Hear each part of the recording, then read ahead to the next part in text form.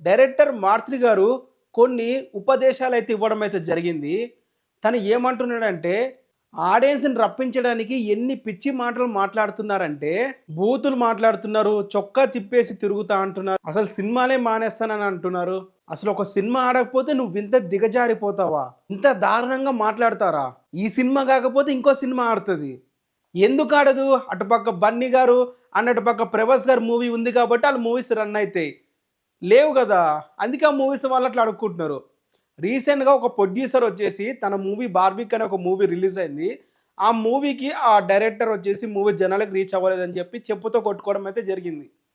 దానికి ఈ డైరెక్టర్ మన మారుతి గారు సక్సెస్‌ఫుల్ డైరెక్టర్ మాట్లాడుతున్న మాటలివి. సో, తిను ఎర్లీ స్టేజ్‌లా అంటే స్టార్టింగ్ 1, 2 మూవీస్ తీసినప్పుడు తన మూవీస్‌లో ఎలాంటి బూతులు వాడేటోడో, ఎలాంటి బూత్ సినిమాలు తీసేటోడో మనందరికీ తెలుసు. ఇప్పుడు అంటున్నాడు స్టేజ్ మీద నేను బూత్ మాట్లాడితే నాకంటే బూతులు ఇంకెవడు మాట్లాడాడు అని అంటున్నాడు. యెస్, నీకంటే బూత్ సినిమాలు ఎవడు తీయలేదు. నీకంటే బూత్ మాటలు ఎవడు మాట్లాడలేడు. బట్ ఇక్కడ పాయింట్ ఏంటంటే ఆ డైరెక్టర్ కూడా అది ఫస్ట్ మూవీనే. నువ్వైతే ఎప్పుడు ఎలా అయితే ఆ టైంలో నువ్వు ఫస్ట్ మూవీతో బూత్ సినిమాలు తీస్తేనే జనాలు చూస్తారని చెప్పి నువ్వు తీసావో, ఇప్పుడున్న డైరెక్టర్లు కూడా అదే పాంతలో మొదలవుతున్నారు. నువ్వేసిన బాధలోనే వాళ్ళు కూడా, నువ్వేసిన దారిలోనే వాళ్ళు కూడా వస్తున్నారు. సవాల్ చేయడం గానీ, లేకుంటే బూతులు మాట్లాడడం గానీ, మరి ఇవే నేర్చుకుంటారు. మీరు ప్రీవియస్‌గా ఉన్న డైరెక్టర్లు ఏం చేస్తార్రా అని చూస్తే మీరే కనిపించారు వాళ్ళకి. సో, వాళ్ళు మిమ్మల్ని ఫాలో అవుతున్నారు. సో, ఒకళ్ళని కామెంట్ చేసే ముందు మన చరిత్ర ఏందనేది చూసుకోవాలి.